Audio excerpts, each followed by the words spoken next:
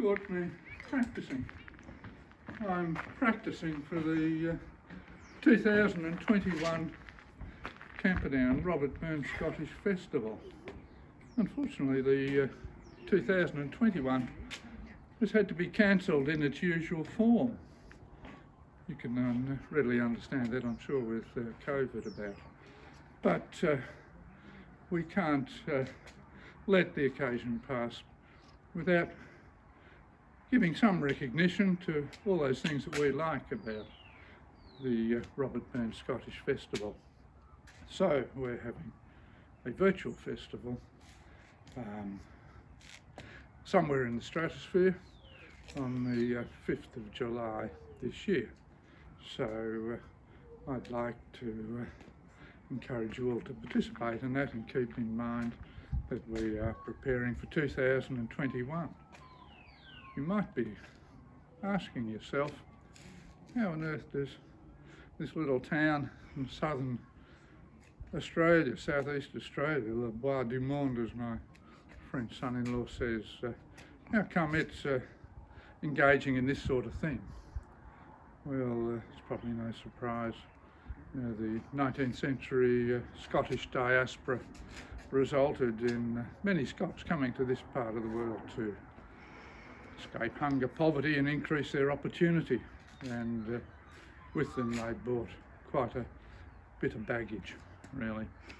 And you know, we must acknowledge that we're setting out on establishing a new society. The reality was that it was over the top of a very existing ancient civilization that had lots of consequences, really. So we don't shy away from the fact that European settlement in this area had both good and bad sequelae, and Scots appear on both the good and the bad side of the ledger in that regard. But it is up, well, not up, but our current generation, while we view the 19th century through very different prisms, one of the continuums has been a celebration of the better parts of Scottish culture, which Robert Burns was a leading light in.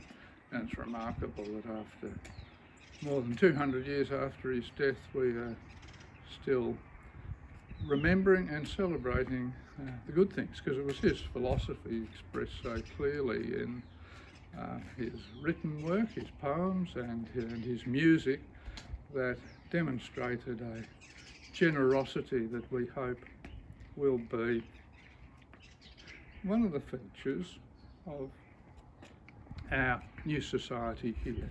And you know, Australia is a land of immigrants and a blending of cultures, and it is a work in progress, and that our community feels it is worthwhile at all levels or all dimensions to contribute to that, I think is wonderful.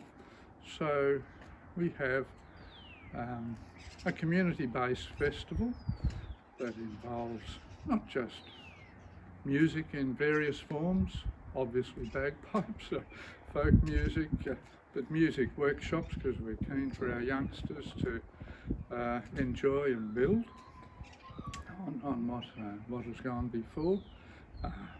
There's poetry, there's storytelling, lectures, sports, golf, little athletics, baking competitions, a whole range of things that are worth celebrating. So we don't want to lose the momentum of what has been achieved over the last 8 or 10 years.